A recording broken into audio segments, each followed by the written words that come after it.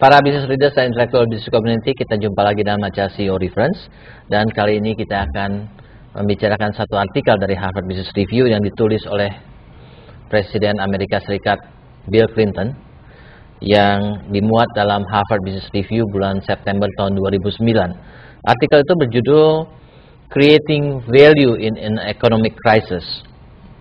Dan di dalam artikel itu Bill Clinton menyatakan bahwa dalam dunia sekarang ini kebanyakan masyarakat memandang perusahaan dalam sudut yang negatif, karena seringkali perusahaan itu kurang memperhatikan sudut sosial dari usahanya, bahwa perusahaan itu kebanyakan perusahaan itu hanya memperhatikan bagaimana mencari keuntungan sebesar-besarnya buat para shareholdersnya, yang sebenarnya dari dulu sampai sekarang tetap sama prinsip perusahaan seperti itu. Tetapi masalahnya masyarakat yang berubah.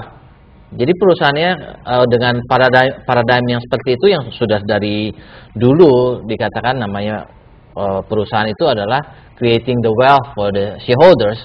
Tetapi nilai masyarakat yang sekarang yang berubah, yang mengharapkan bahwa perusahaan itu mempunyai nilai sosial. Jadi bukan hanya wealth for the shareholders, tetapi wealth for the stakeholders, dan masyarakat merasa bahwa mereka adalah stakeholders dari perusahaan, sehingga dengan demikian masyarakat sangat berharap company memperhatikan wealth dari stakeholders masyarakat, dan tentunya dengan demikian perusahaan yang bisa memenuhi harapan tersebut akan cenderung lebih disukai oleh masyarakat.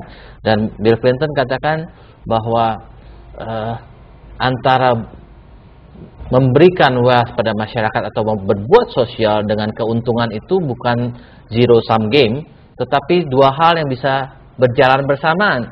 Jadi dengan kita memberikan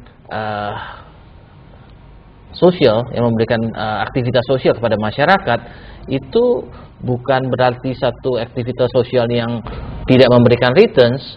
At the end itu akan memberikan returns kepada masyarakat, kepada company, sehingga bukan suatu pemberian, tetapi satu investasi. Nah, membaca artikel ini saya teringat kepada salah satu advisors dari IBC, Intellectual Business Community, yaitu Pak Hari Darmawan. Karena itu saya undang Pak Hari Darmawan untuk datang kemari. Kita beri tepuk tangan Pak Hari Darmawan. Terima kasih. Nah, Pak Hari Darmawan saya undang ke sini karena kita sedang membicarakan satu nilai-nilai yang mulia untuk satu usaha. Dan kalau saya mengundang pembicara yang lain, mungkin kita bisa membicarakan terus dari segi theoretical, tetapi bukan benar-benar dilakukan gitu ya. Jadi kita bisa bicara secara normatif. Tetapi saya undang Pak Hari karena saya tahu beliau bukan hanya bicara normatif, tapi beliau menjalankannya. Ya, jadi benar-benar melakukannya, dan melakukannya itu dari hati, bukan karena normatif. Nah, saya teringat bahwa Pak Hari ini, kita tahu Pak Hari adalah founder dari Matahari Department Stores, dan pada satu titik point Matahari Department Stores dituai hasilnya atau dijual ke pihak lain, dan Pak Hari mendapatkan uang yang banyak sekali. Dan sebenarnya kalau Pak Hari mau pensiun, uangnya jauh sudah lebih dari cukup gitu ya. Tetapi kalau kita tahu aktivitas Pak Hari sekarang, beliau masih aktif untuk kesana sini, dan salah satu aktivitas utamanya itu beliau membuat satu unit usaha yang namanya Taman Wisata Matahari. Dan Taman Wisata Matahari ini letaknya di sekeliling rumah Pak Hari yang di Megamendung tersebut.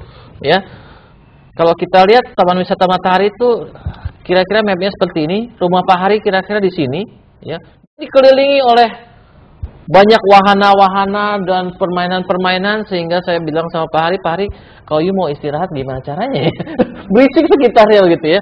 Dan yang menariknya, ini adalah tempat wisata bagi masyarakat sekitar dengan harga yang sangat murah, ya, sehingga affordable untuk sekitarnya, dan berbondong-bondong masyarakat ke sana.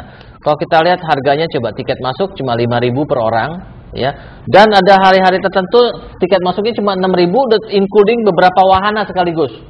Ya, ada naik kapal dan segala macam, ada spesial diskonnya, promo super hemat. Jadi dalam arti kata benar-benar harga yang murah, affordable untuk penduduk yang kurang mampu. Nah, sebenarnya kalau kita ngomong Pak Hari itu dengan posisinya sekarang, posisi keuangannya, ngapain sih dia susah-susah bikin ginian ya? Itulah yang kita juga pengen tahu nih, Pak Hari. Ya. What is your motivation? Apa sih motivasinya Pak Hari ini bikin Taman Wisata Matahari, Pak? Ya, terima kasih. Terus terang, saya sudah 35 tahun tinggal di daerah itu yang begitu beautiful, namanya Megamendung. Super Alam. Oh. Ya, Megamendung. Banyak ujang, ya. Di depan rumah saya ada kali besar 30 meter begitu, ya, batu-batu semua masih serba alam. Jadi saya waktu 30 tahun yang lalu punya duit banyak. Jadi beli tanah itu quite cheap begitu. Quite cheap. Saya belinya bukan sedikit, saya beli banyak.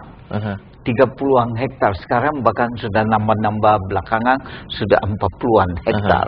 Ya, untuk persyaratan untuk satu namanya theme park recreation, ya, not too good tapi not too bad.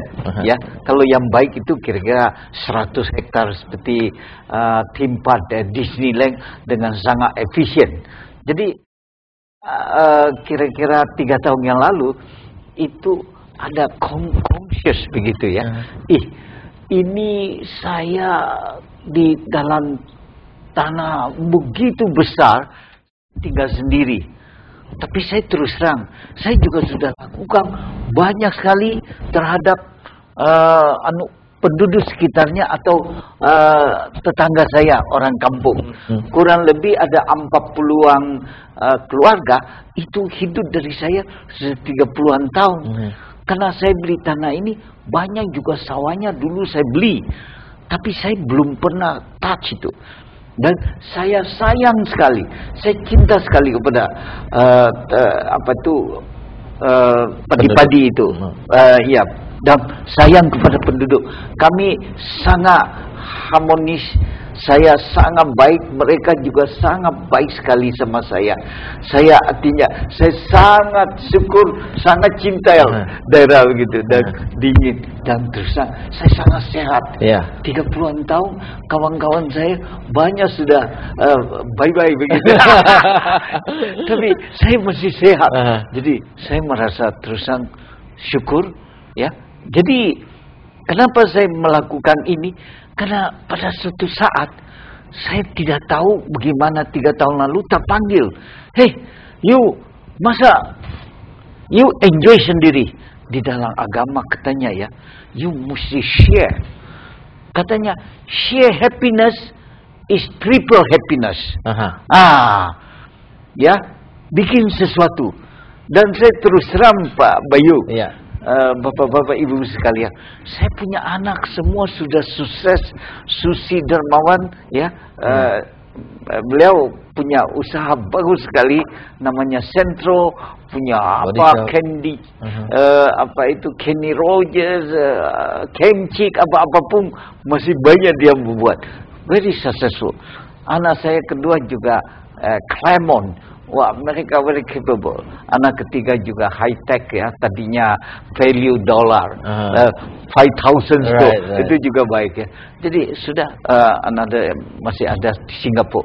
Jadi saya juga rasanya setelah saya tinggalkan Matahari with a very good planning, with a very good reason, ya.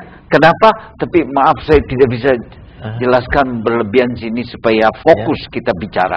Jadi saya itu dengan sungguh hati happy, dan saya bicara kepada diri saya, I can make people happy. I like to do them happy like me. Ya.